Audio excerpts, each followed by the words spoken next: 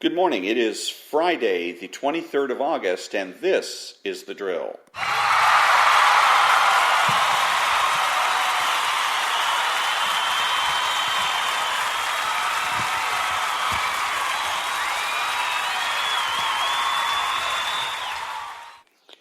Thank you very much. My name's Ron. I'm the only true conservative in the United States of America today because I'm the only one that makes the presumption for the status quo. And this is my podcast called The Drill. It's about demonstrating how to beat the left each and every day. And my podcast is made possible by Spreaker.com. It can be heard on iTunes, Spotify, Google, and YouTube. My email address is storytimes@hotmail.com. I'm on Twitter at Ronald Hardgrove and on Facebook at The Drill. I started my socio-political odyssey as a conservative Republican. I was taught by the left that I was a conservative because of where I stood on the issues, which sounded reasonable, but whenever I engaged a liberal in debate, I found that I could not win. I soon figured out that the issues were in reality a trap. The issues were created by the left for the left. So is there any way for me to be a conservative and win? Yes, by redefining what it means to be a conservative and by redefining the issues. By becoming a true conservative, I will not only win, I will never lose. The purpose of my podcast is to demonstrate how to beat the left each and every day. So today on my this particular episode, I'm going to be reading the introduction from the book SOS Venezuela, and I have already episode or two ago read the preface from that particular book. And then I'm going to be talking about individualism, then reading from the preface from the book called A False Kind of Christianity, and then concluding by reading the AMAC article, The Left's Obsession with Infanticide. All that when I come back.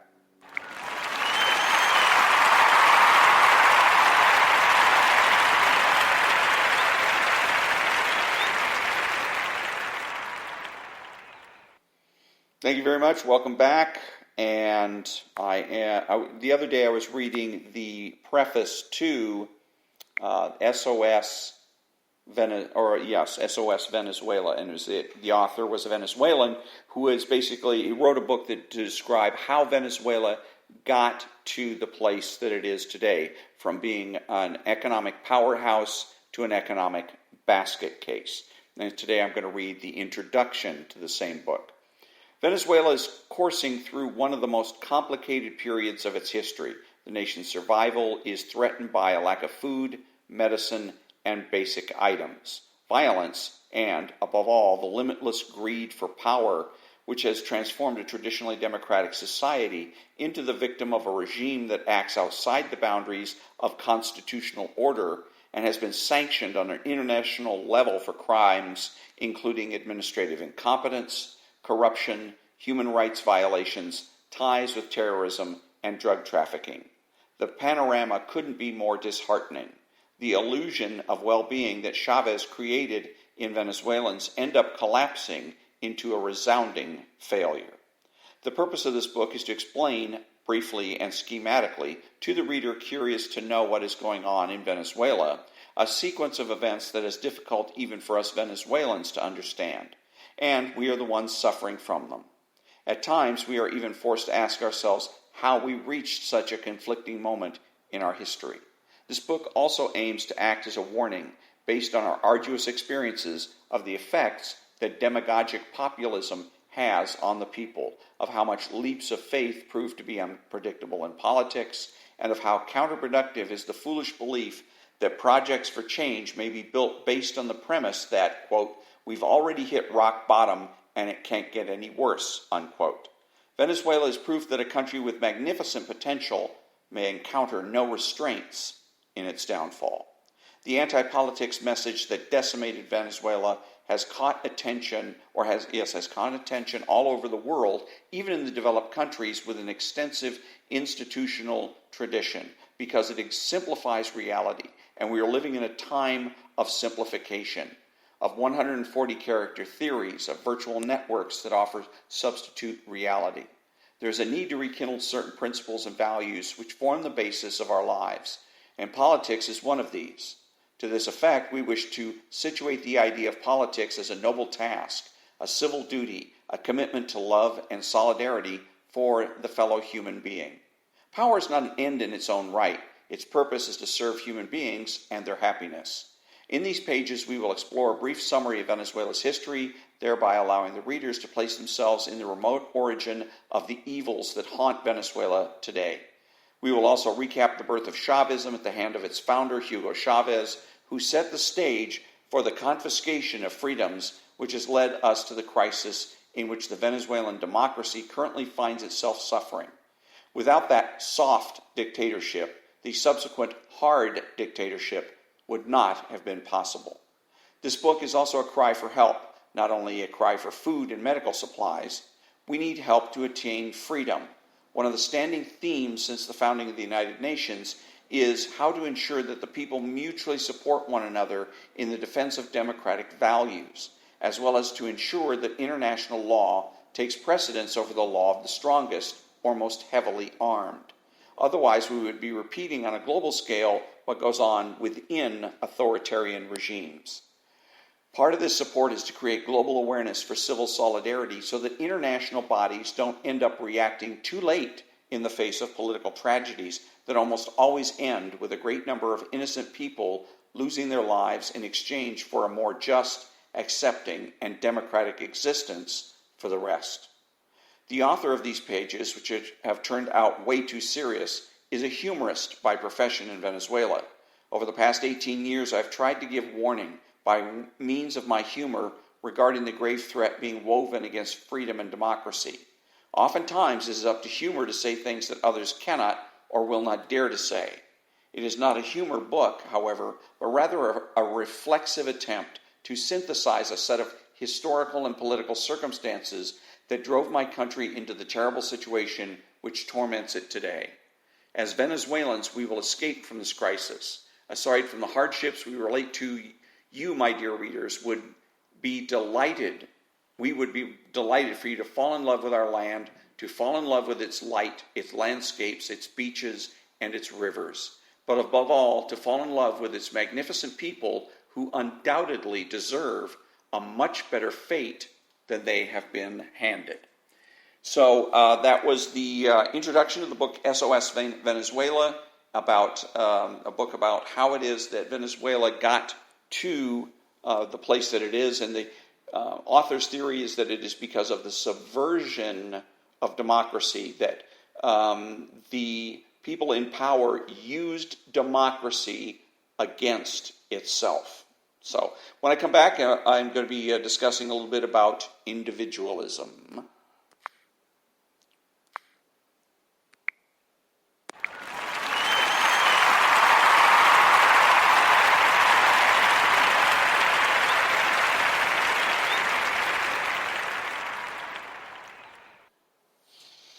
Thank you very much. Welcome back. And so I want to remind people the slogan, if it is to be, it's up to me.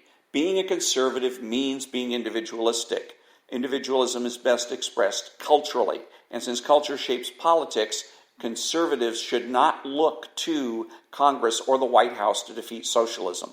Socialism will be defeated in this country when you and I consistently think like conservatives, speak like conservatives, and act like conservatives. Socialism exists in this country because you and I have been influenced by left-wing counterculture. It is the promotion of conservative and capitalistic culture that will defeat all of the lefties in our midst. When I come back, I'm going to be reading the preface from the book, A False Kind of Christianity.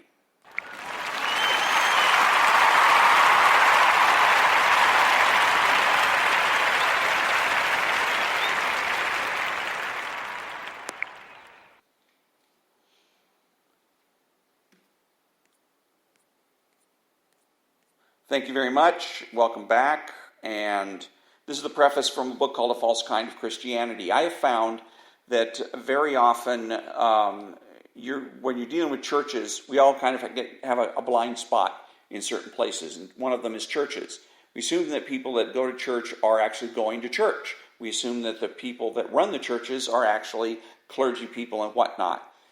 more and more, so it is becoming, churches are actually becoming socialist clubhouses, particularly in the Protestant faith. And that is something that this particular author has recognized. That he calls it progressive Christianity.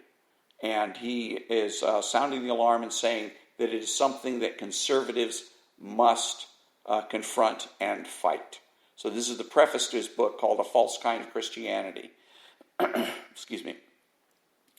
Before saying anything, I want to address the email address that I'm going to skip that.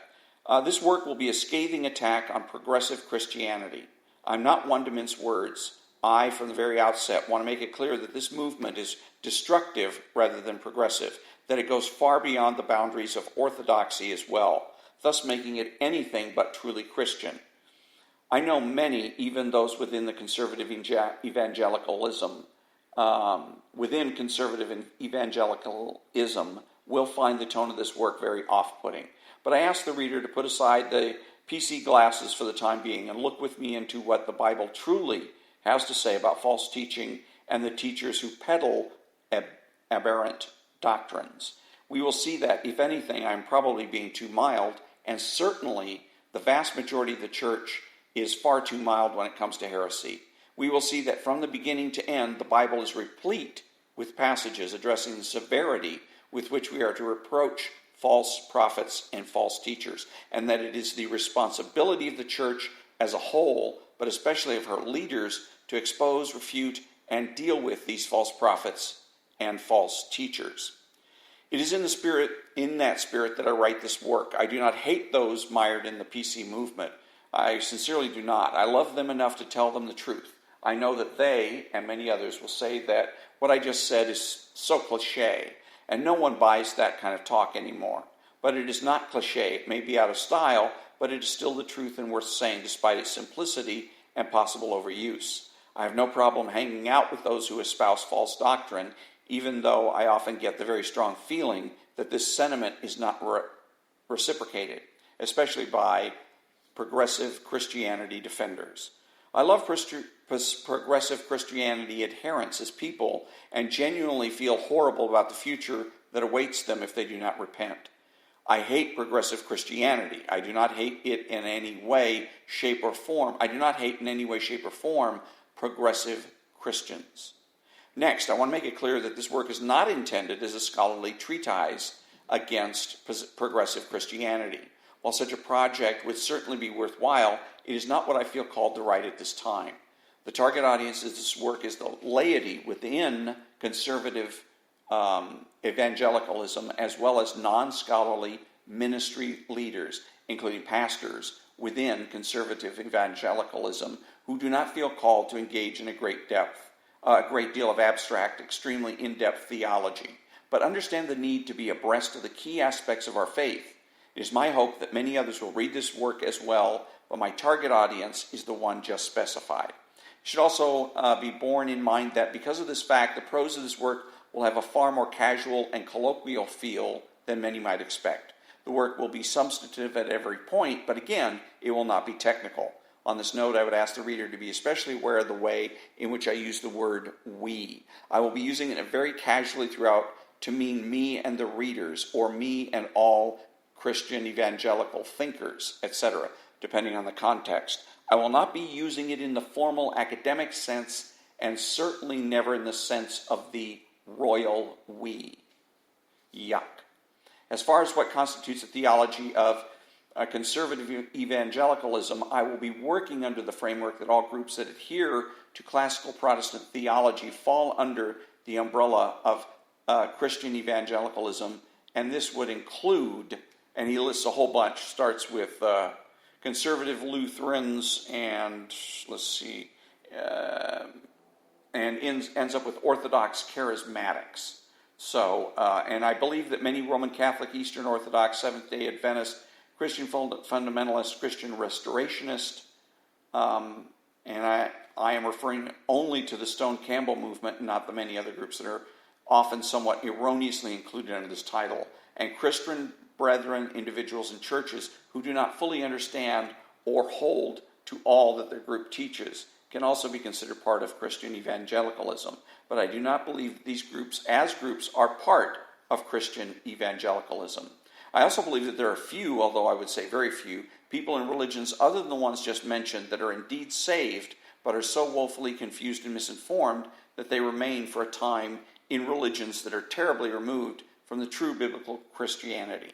Having said that, the Bible is clear that God primarily works through the institutional church, and therefore the vast majority of the children of God on earth today are part of conservative evangelicalism. As I wrap up the preface, allow me to present my thoughts on my own interaction with progressive Christians. I've been heavily interacting with PC folks, both on the internet and in person, for the past few years. In that time, I've consistently found that the vast majority of those within this movement are some of the most arrogant, elitist, dogmatic, absolutist, narrow-minded, stubborn, illogical, emotive, and hypocritical people that I have ever come across. I know how mean that probably sounds on some level, but that has been my honest experience. There's no question that many will say that I am only saying this because they are my theological opponents and because I'm writing this work. But I cannot be more emphatic when I say this is not the case. I've had the privilege of living and working in some of the most diverse places in the world. I have friends and family from almost all walks of life. I've been close with black people, Mexican people, Asian, Polynesian, rich, middle class, poor, law-abiding, criminals, straights, gays, Muslims, Buddhists, Catholics, Mormons, liberals, conservatives, and I could go on. For the most part, I've found the vast majority of the people I have been close with from all of these different pockets of humanity to be very good people that I get along with easily. Yes, we have our very strong disagreements, but usually it does not create invective. But no matter how hard I have tried to be respectful to those within the PC movement, I have been told to shut up, that I'm a liar, that I'm a bigot, that I'm a racist, that I'm a sexist, that I'm an anti-intellectual, that I am a homophobic, and that I am obnoxious, that I'm ridiculous, that I'm cocky, that I just have to be right, that I could keep going for quite some time. Despite the veneer of being tolerant, kind, open-minded, accepting, and inclusive, the truth is that most of those in this movement do not want discussion or debate. They want absolute submission. Now, they will readily accept debate or discussion as long as it is over issues where they say we are allowed to have dissenting opinions. But if one refuses to operate under a basically postmodern worldview, you will find a rabid group of people on your hands faster than you can blink. Often when I make a sound point that they are unable to refute, the emotional underpinnings of the movement swiftly move to the forefront, and all facts, logic, and argumentation are thrown to the ash heap, and the names start shooting from their mouths like lightning bolts. I was personally banned from 2 blogs, even though I was always extremely careful to be respectful at all times. Many will say that I was banned for being unloving and obnoxious, but I bent over backwards to always be respectful, even though I was often not shown respect in return. Now, it is true that I'm very firm and somewhat relentless in debate, but it is only because truth is important and affects very real people in very real ways. The blogs where I was the most firm, the 2 where I was kicked off, were extremely polemical blogs, and so why was debate and dissent not welcomed? The reasons are obvious, and the hypocrisy is even more so. The final thing that has stuck out to me about this movement is its infatuation with theological novelty. Sure, at times lip service will be given to the notion that they are simply trying to better understand the Bible and the faith, and therefore fresh interpretations and not truly fresh doctrines are being advanced. However, for the most part, I found an insatiable desire for teachings that are perceived as new and moving beyond what they see as fundamentalism, and often their explicit language reflects this fact. The worst example of this is Brian McLaren's A New Kind of Christianity. The entire premise of this work is that Christianity is not a fixed reality at all, but must evolve, and radically so. We'll examine many biblical passages in this work that will demonstrate the fallaciousness of this notion, but none does a better job of, in one blow, utterly destroying this pernicious idea than Jude chapter 3. It reads, quote, "Dear friends, although I was very eager to write you about the salvation we share, I felt compelled to write and urge you to contend for the faith that was once for all entrusted to God's holy people." All scripture quotations in this book are taken from the NIV, unquote. Our understanding of the faith certainly does evolve. No one disputes this, but the faith itself cannot evolve, as it has been delivered unto God's people once and for all. I am thoroughly unconvinced that PC or progressive Christianity really is all that new. I believe that for the most part it is simply a regurgitated social gospel / mainline American Protestantism with a strong postmodern bent, which essentially makes it just one facet of a liberal Protestantism. But as we have just seen, even if we grant the idea that it is something truly new, that in no way is to its credit. Even those who are far more cautious still continually fail to see that novelty is the enemy of the truth when it comes to Christianity.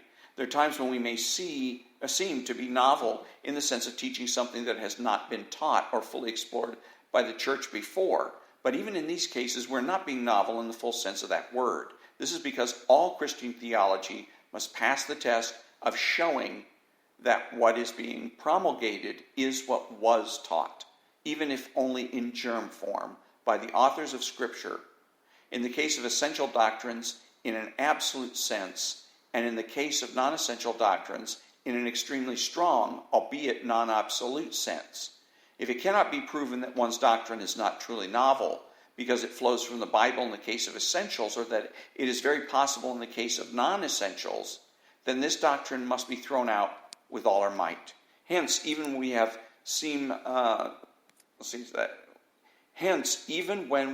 to seem novel in some sense, we must approach this seeming novelty with the greatest of caution, and we are absolutely forbidden to revel in our seeming novelty. This point, as much as any other, demonstrates that PC is indeed a very new kind of Christianity in the big scheme of things. And for that very reason, it is shown to be a terribly false kind of Christianity. So and this is an important book, and the subject is important because, again, our culture shapes our politics. And one of the biggest cultural influences we have in the United States of America is Christianity and the church. And so if that ends up getting corrupted by the left, it's going to have a huge impact on our politics. And it will be another giant step towards a socialistic, turning this country into a socialistic nation. So when I come back, I'm going to be reading from the AMAC article, The Left's Obsession with Infanticide.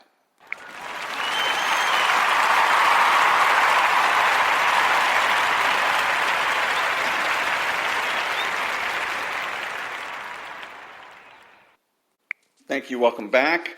The Left's Obsession with Infanticide. And this is an article from AMAC, the Association of Mature American Citizens, something that an organization that I recently joined, just in the interest of full disclosure, rather than going with the other organization that has a tendency to be kind of on the left-wing side. Okay, so here we go. The Left's Obsession with Infanticide. And let's see if we have an author here. No, I don't have the author's name here. Okay, Left's Obsession with Infanticide. Democrats and Republicans often disagree about the rights of an unborn child. It should be a simple question. When in a pregnancy does human life begin? As technology develops, we learn more each day about the science of fetal existence. For example, per the Charlotte Lozier Institute, quote, the old uninformed notions that unborn and newborn babies could not feel pain are being refuted by a growing body of scientific evidence, unquote. Science tells us that the human nervous system, a baby's brain and spinal cord, is established in utero by 6 weeks. Unborn babies provide reflex movement as early as 8 weeks, and evidence of pain responses can also be seen early on, too. During the second trimester, babies can suck, swallow, blink, and dream. Science is increasingly showing us that the unborn child is a human life. For example, surgeons who perform fetal surgeries on yet-to-be-born babies routinely provide pain medication as a standard medical practice. Doctors seek to reduce discomfort as the fetus is sensitive to pain. Despite this knowledge, some seek to dehumanize the unborn, even attacking babies who've already been born. Consider Governor Ralph Northam, a Virginia Democrat who believes that a woman and her doctor have the choice to end a baby's life up until the moment before birth, with the indication that a child could be killed after birth. Sadly, this ignores science and fails to address issues of morality. Governor Northam believes a baby, even after birth, should not be given the same protections that he and other citizens of the United States are afforded. Many are surprised to learn that Governor Northam was a former pediatric neurologist, since his stances are at odds with scientific evidence of personhood. There are no constitutional texts which clearly define the rights of unborn children. Many people believe that the 14th Amendment provides equal protection under the law for all, including unborn children who become human beings via the process of in vitro fertilization. However, those on the left disagree with this notion, declaring the unborn children are not humans and therefore are not entitled to rights. The legal system has often provided inconsistency in rulings, and Roe v. Wade continues to spark a national debate over the legality of abortion. Democrats want you to believe that it is all about a woman's right to choose. However, the moment a baby begins to form in a woman's womb, there is another body to consider. Thus, should that new individual be afforded the same rights extended to every American in the Constitution, including the right to life? Science and constitutional rights aside, there are compelling moral arguments to be made against abortion and infanticide. The extreme left finds it acceptable to kill any child that has taken his first breath, already cried, already opened his eyes and saw the world, if the mother wants to end that life.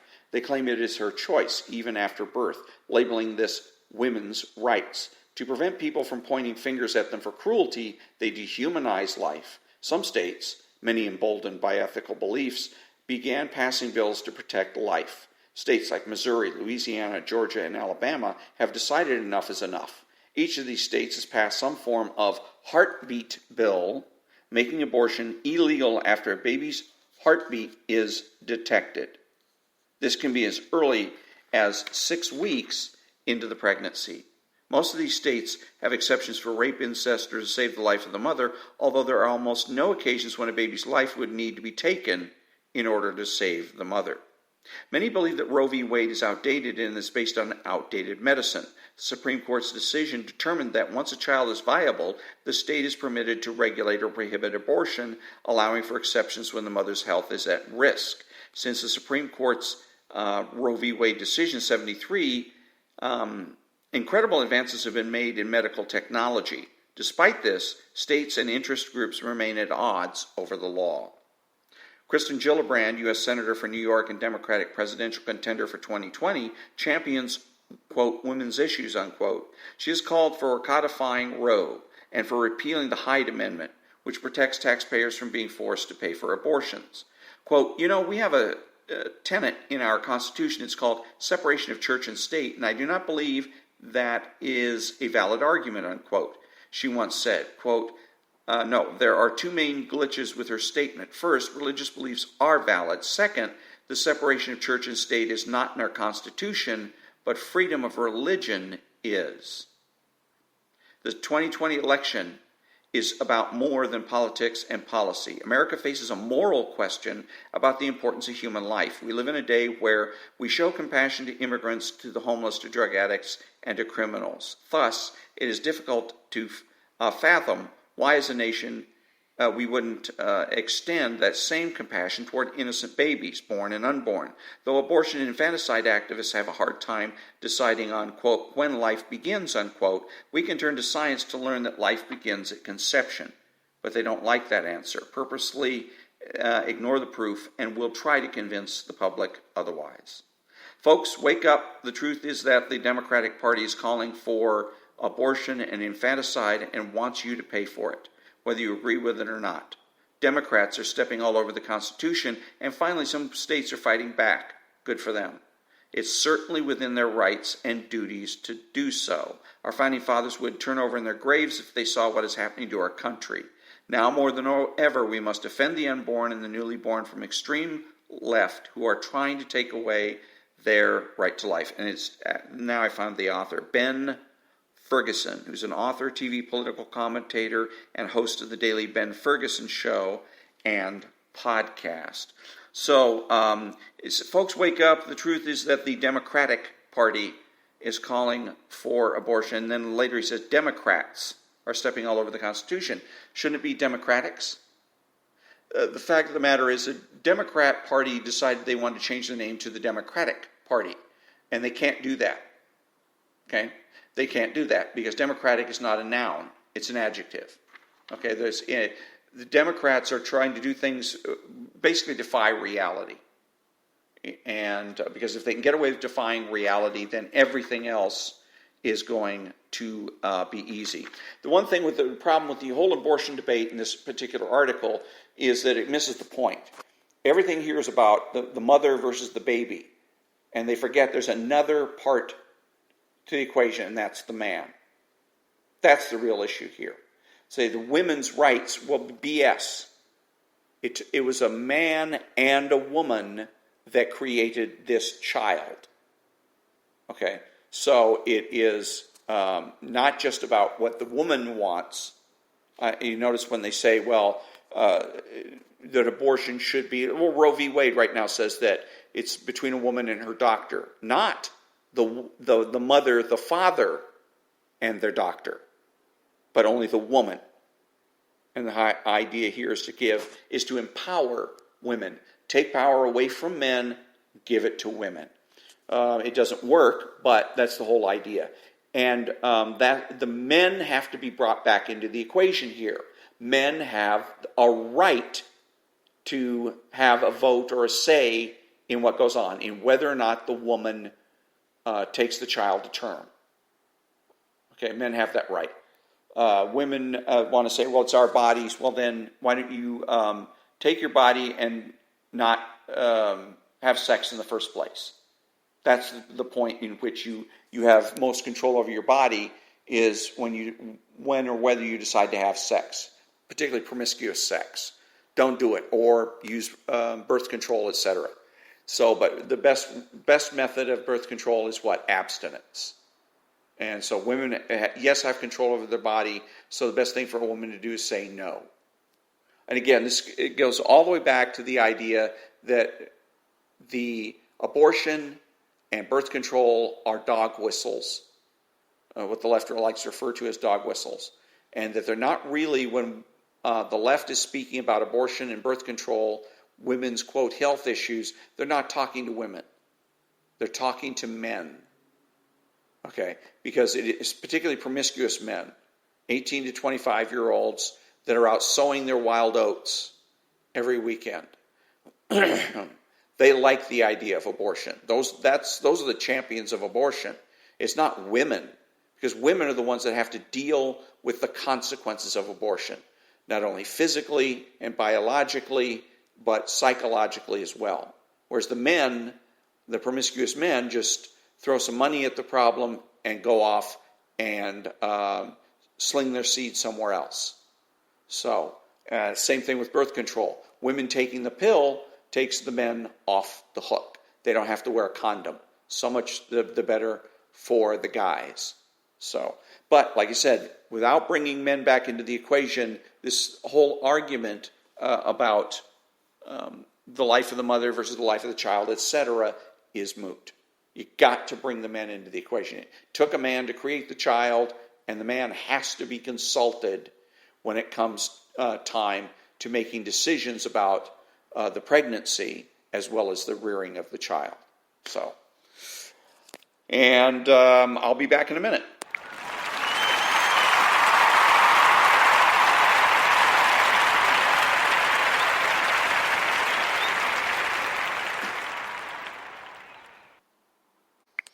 And so I wanted to add to my last statement that it is a lot of so-called conservatives that have completely ignored men in the abortion equation and simply made it an issue of women versus the unborn. And that's got to stop. That's got to change. So who are the true conservatives? They are the people that understand that conservatism is not just political but cultural as well. They are patriotic people who use common sense. They make judgments, refuse to speculate, speak clearly and definitively, and are not afraid to say no.